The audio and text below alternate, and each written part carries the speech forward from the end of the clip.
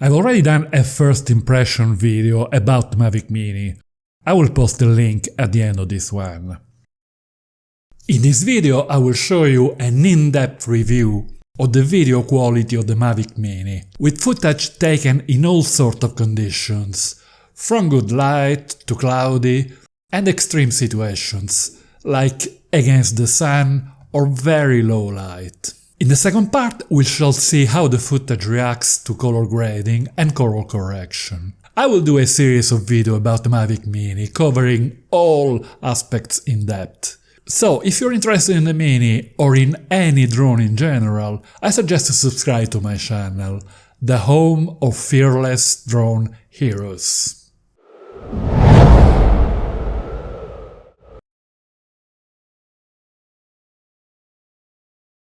As soon as I uploaded to my trusty computer the very first clip shot in good light with this baby, I thought, wow, it looks impressive.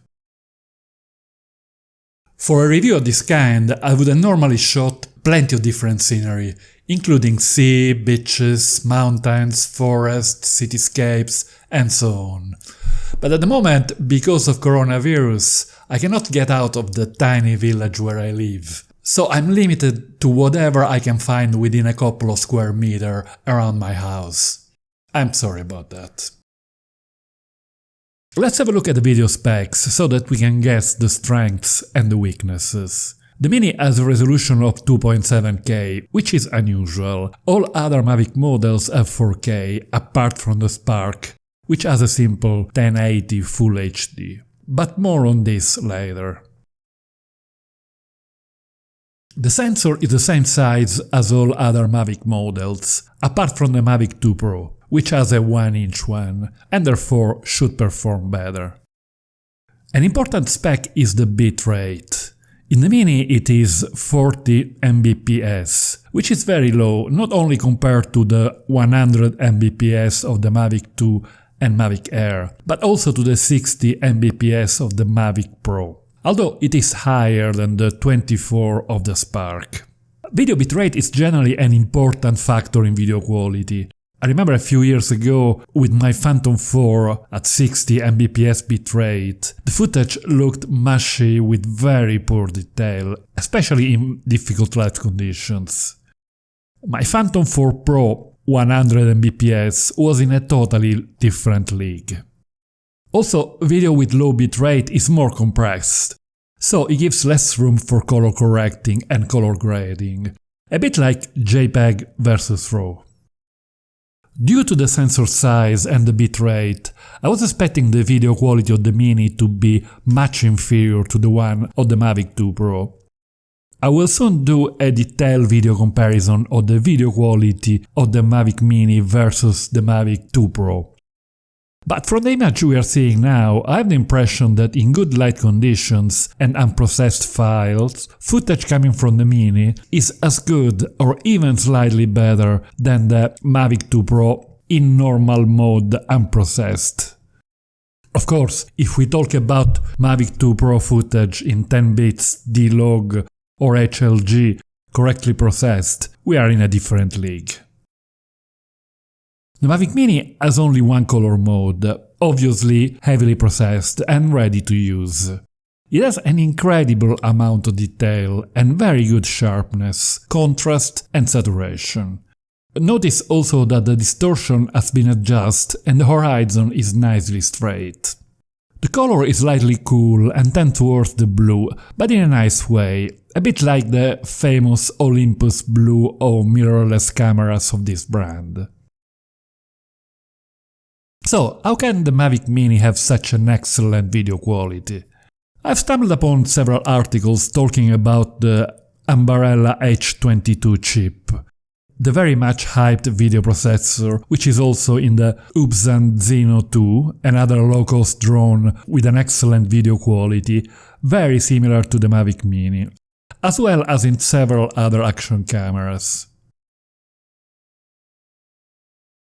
Could this video processor be the secret of the video quality of the Mini? Drone footage is often affected by heavy moire. when the scene contains repeating geometric patterns, especially long lines, and the point of view is moving, as in the case with drones. These patterns create unusual curves, colors and effect, especially in buildings, roofs, power lines and so on. As we can see from these images, the Mini performs much better than the Mavic 2 models in terms of moire. Is this again due to the magic Albarella processor? In cloudy or overcast conditions, the video quality of most drones suffers, and in many cases it falls apart.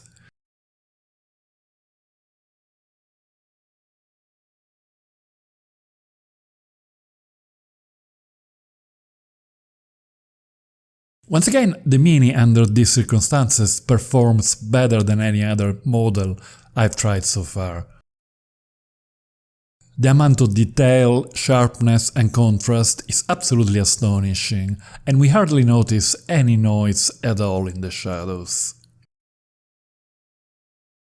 The only weakness we noticed so far in the Mini is the reduced amount of dynamic range. If we expose for the highlights, generally the sky, as we should, we notice that the shadows in the ground are very dark. It is possible to recover the shadows a bit in post-processing, although the files generated by the Mini at 40 Mbps do not respond as well as the one of the Mavic 2 Pro.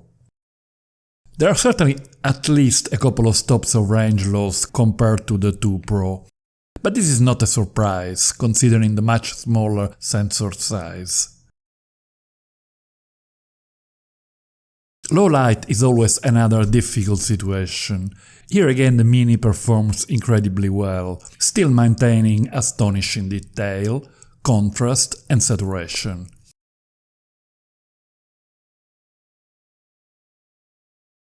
One thing that jumps to the eyes is how much light this sensor can gather in very dark scenes. Here we are way past sunset, and in real life the scene was very dark.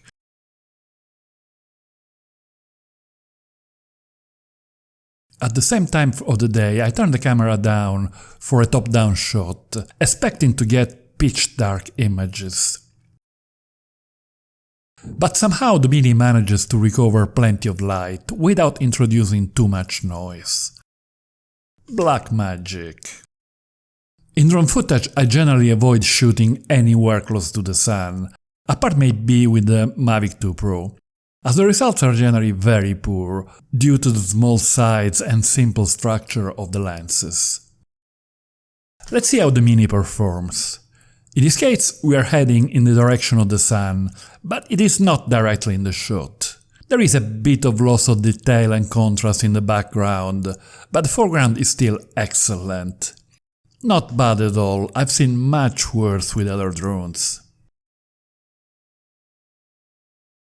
Here we are directly against the setting sun and the footage looks excellent. The sky is very well exposed and there is still some detail in the shadows. This is the best I've seen in any drone. This one is directly against the sun in full day. Detail in the shadow is lost due to the limited dynamic range of the Mini, but the highlights are well exposed and there is no flare. Not too bad if we are looking for a silhouette type of shot.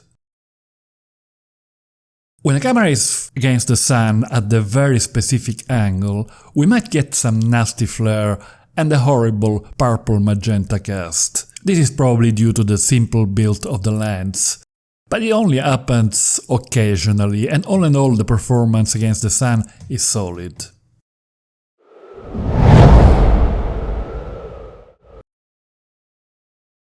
All the footage from the Mini that you've seen so far was unprocessed, straight out of the box. After all, this model is aimed mostly to users who want to post their videos on social media. In fact, the new app of the Mavic Mini, DJI Fly, contains a simple video editor to share footage on the internet without the need of a computer. But such a small and capable drone could also be used in certain occasions by semi-professional users, maybe while hiking or when they need more discretion. So let's see how the footage of the Mavic Mini responds to post-processing. Let's say we want to integrate this image in a project that has a warmer feel and a more punchy contrast. Color correction is something quite personal. Here I'm not trying to produce a masterpiece. Just try to show how the file produced by the Mini reacts to color grading. I'm using Lumetri Color, supplied both in After Effects and Premiere Pro, but most video editors works in a similar way. This clip is slightly overexposed, a bit washed out and with a very cool feel. So I lowered the overall luminosity and lowered the highlights a bit, to give some structure to the clouds. Then I used curves to add some punch to the shadows, increase the white point slightly. So far the file is reacting well, the sky has more structure and the scene has much more contrast. Now let's go for the white balance, which is always a bit hard in compressed files. I'm a bit worried by the 40 Mbps bitrate. To warm up the image, I have to push the temperature much farther than usual. A slight magenta cast appears, so I reduce the tint, and after all I end up with the result that I wanted. Let's try to modify the hue, brightness and saturation of the sky. This is an operation that can easily introduce banding, pixelation and other artifacts, especially in 8-bit files. We start from slightly modifying the color. Then we make the sky darker. And finally, let's decrease the saturation a bit. The sky has much more structure now and we cannot see any kind of artifacts or any noise. I'm really impressed.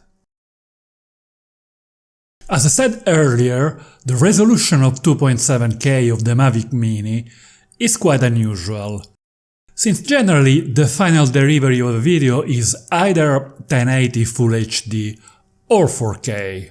One of the main benefits of shooting in 2.7K is that if we encode the file in 1080, we have a good amount of extra resolution for adjusting the rotation, cropping, reframing, or zooming in. Let's say that in this video we want to reframe and get rid of those ugly antennas on the left side. We can zoom in at 120%, move the image toward the left, and this is the final result. Rock and roll! If we want to have a bit of fun, we can go for a bit of vertigo effect. We zoom at the beginning by a good amount, and we go back at 100% at the end of the clip. The amount of the zoom at the beginning should be enough to keep the hill in the foreground still, while the rest of the scene will move. Let's say 140. Back to more serious thing. Earlier on this video we saw an extreme clip shot in full day, totally against the sun. The ultimate stress test for drone footage. It works decently as a silhouette video, but let's see if we can somehow reduce the very high contrast and recover something from the shadows. So I reduced the white and the highlights and tried to raise as much as possible the shadows and the global exposure. But as you can see, there is simply no information in the shadows. In high dynamic range situations, footage taken with the Mini cannot remotely compete with 10-bit files from the Mavic 2 Pro. But that was expected, and it is the only weakness I found in Mavic Mini footage. All in all, I'm seriously impressed by the video quality of this drone. It punches well above its weight and represents a big step forward in the DJI line of drones.